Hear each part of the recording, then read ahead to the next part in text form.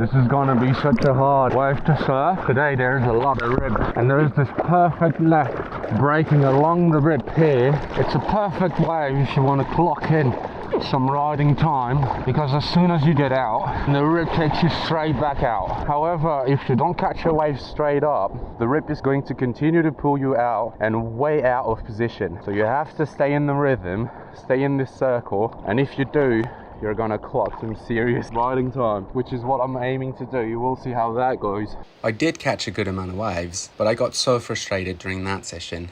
The strong rip made me miss so many takeoffs and turns, and I'm sure you guys will be able to relate to how I was feeling.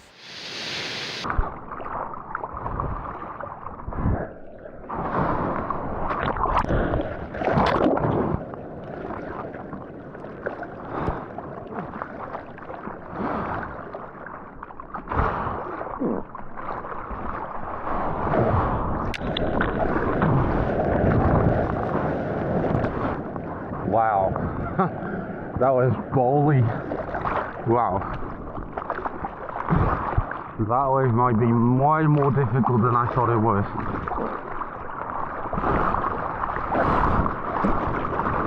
Wow. That wave is so rippy.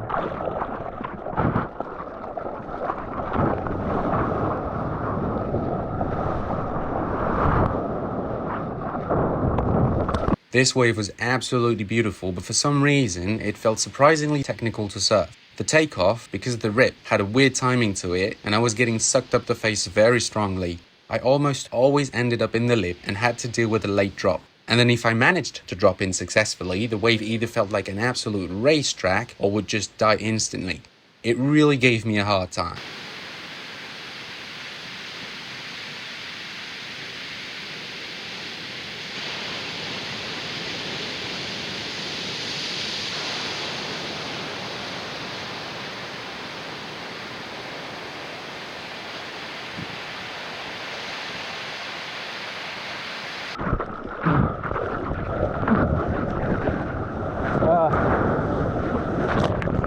Look here, I'm in the perfect spot, but I got stuck in the lip for a slight moment, and that made me miss the wave.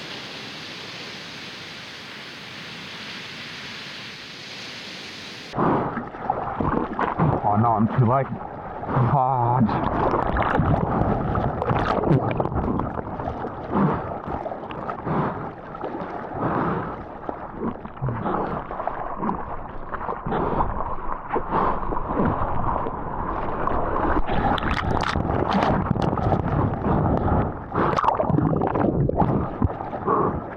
This is such a hard wave to surf. Oh my god.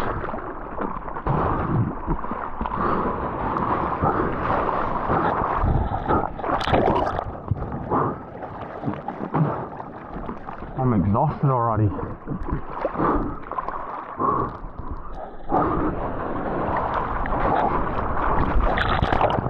Yeah, okay. I was trying to not be too deep because that was the fast wave, but then it was very hard to catch on the shoulder. I hope I can make this one. I think I can.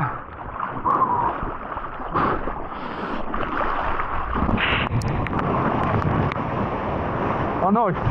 I tried to readjust my feet but completely missed it. Oh, this wave is making me struggle big time.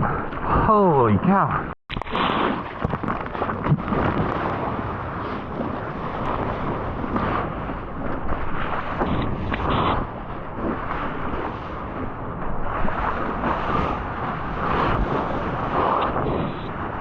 Look at how fiddly my pop-up was. And then unfortunately, every time I caught a wave on the inside, I got out of frame at the end. Oh, that is the perfect way. Oh. Yeah, that was perfect. So the smaller ones are actually a lot better, because they don't close out as much.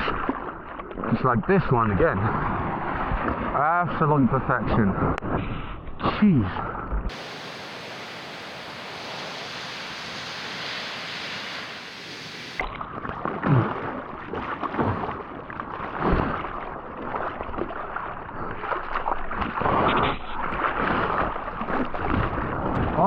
my gosh.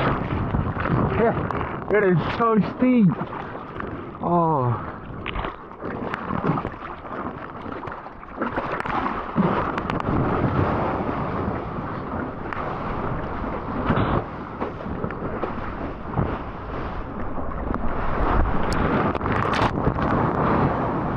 The smaller waves are often the best and easiest to catch. And I finally got a good turn on that one. Have a look at those next two waves. They were also on the smaller side and broke better than most of the bigger waves.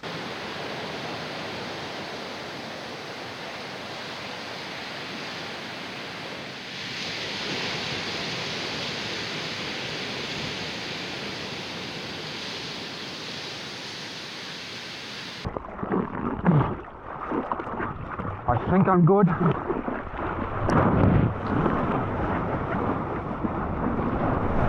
Oh no, are you kidding? I'm having a really hard time popping up. I'm also wearing a ton of rubber, which doesn't make it any easier, but still, I should be able to pop up, and I'm not. See what I told you? It's so hard to pop up because that wave is sucking so hard and it goes from pretty flat to extremely hollow really fast.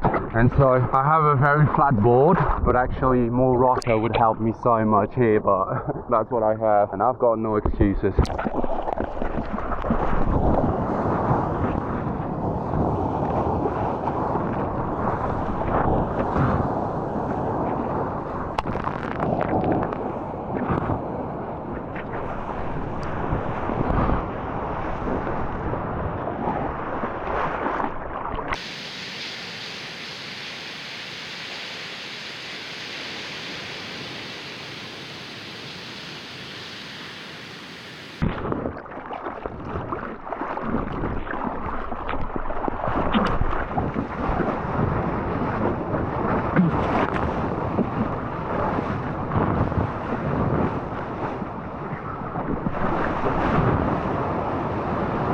I don't really know how to describe it, but I felt completely disconnected on that session. My timing was so off with everything. Paddling in, popping up and pumping, everything felt wrong. I'm sure we all experience this every now and then.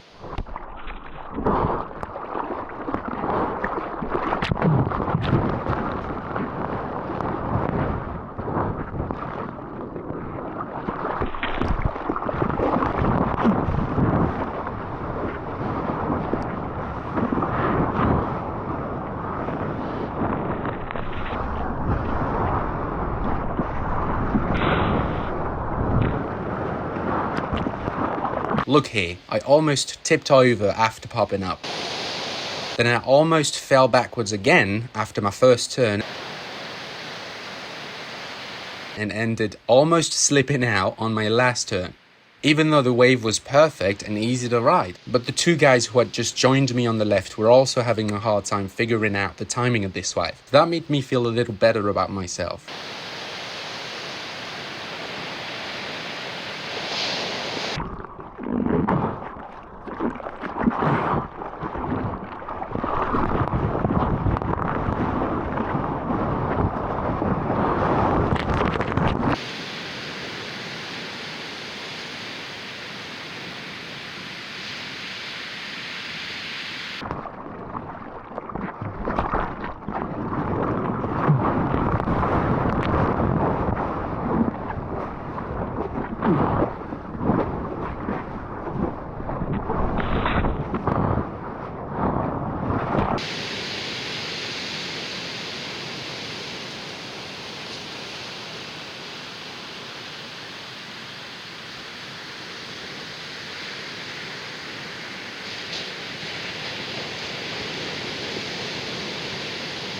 Here you're going to be able to see how strong the current was.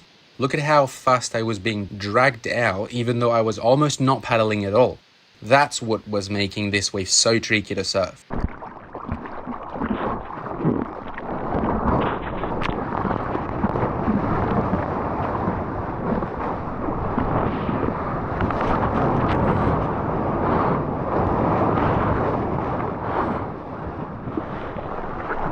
was possibly my first ever backside roundhouse cutback.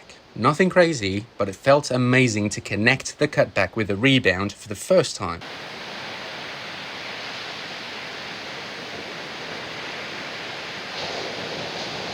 And that's what I meant when I said the other guys were having a hard time too.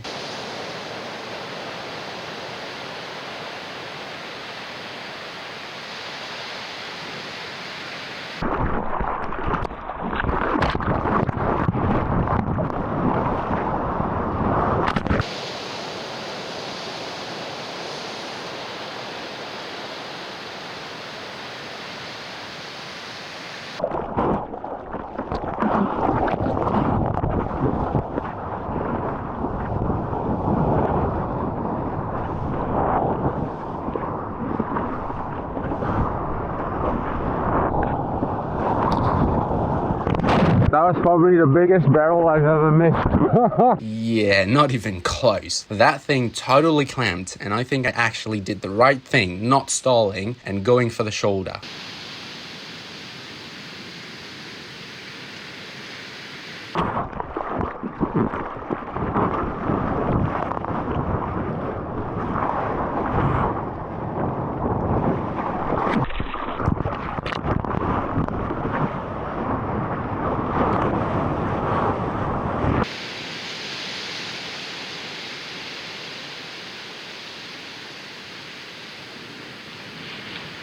Look at the absolute bomb that rolled in after my wave.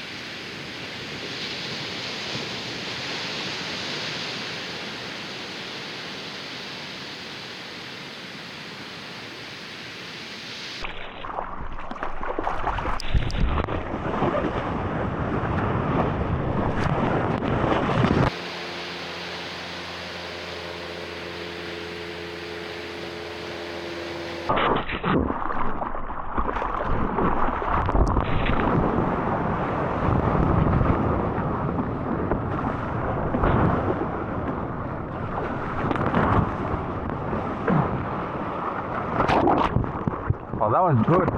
Alright, you guys, I'm gonna catch, let's say, 2 more waves, and then I'm calling it a day. Spoiler alert, I didn't catch 2 more waves. More like 8, actually.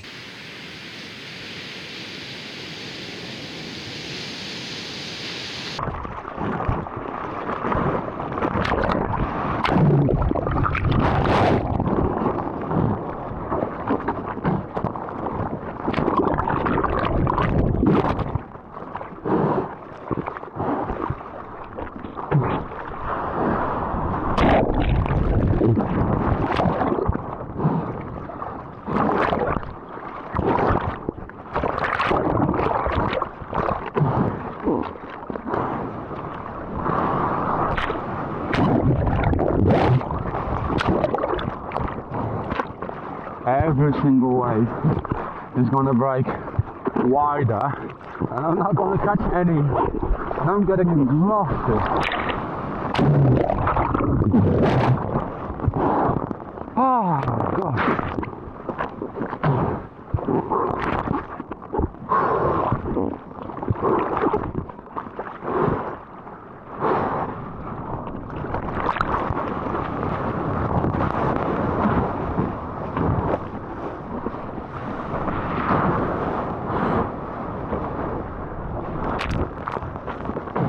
This was probably the worst wave of that set, but I couldn't just let the whole thing roll in without catching at least one of them.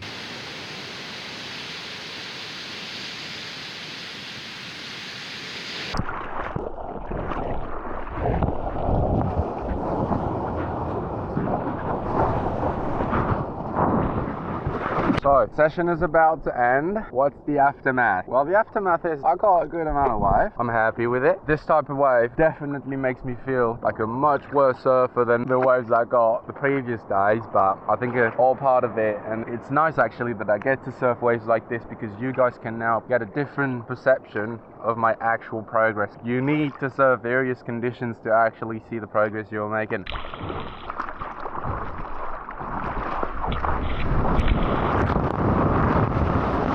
if you only surf really good waves and perfect waves, you're gonna get a perception of your progress that's a bit skewed. It's in the bad waves that you actually understand how much you've progressed.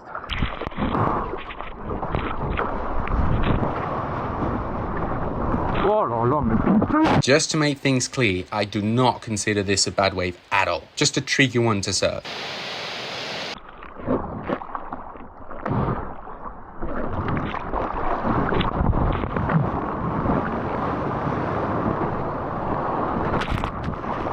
I'm missing all of the easy waves to ride, and then I'm only taking off on the hard waves to ride, and then I'm getting pissed.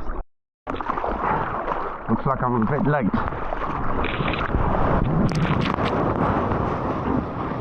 Oh my god! I am absolutely hating this end of the session. Absolutely hating it. I'm doing mistake on mistake on mistake, and I know I should just paddle in and end it, but I want to end it with a nice turn. Oh my gosh. I need to learn when to end a session, really. I really need to, for my own sanity. I tend to push my sessions until I get tired and start messing up, and I often come in frustrated, even when the session was good.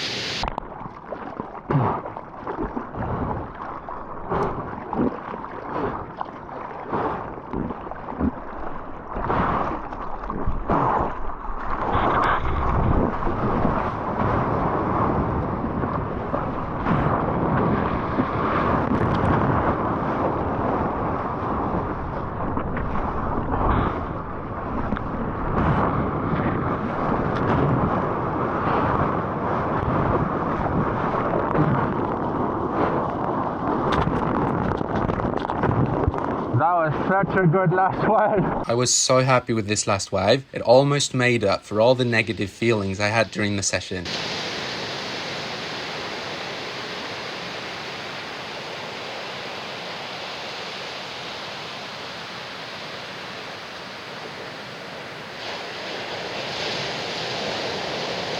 I know I can't be the only one to have sessions like this. I think in this case what happened is that because the wave looked so good, I was expecting to surf it a certain way, and because of the rip, I couldn't. And aside from that, when the camera is rolling, I am also expecting to perform a certain way because I want the resulting video to be as good as can be, and that makes me easily frustrated out there.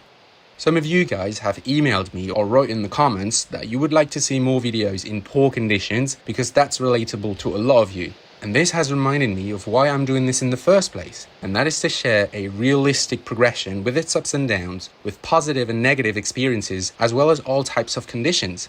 I must admit, I have kind of steered away from posting mediocre conditions, because let's be honest, the videos don't do as well as when the waves are clean. So please, let me know if that's something you would like to see more of, and if that's the case, I'll be making more videos like this in the future. Thank you so much for watching, and I'll see you guys in the next one.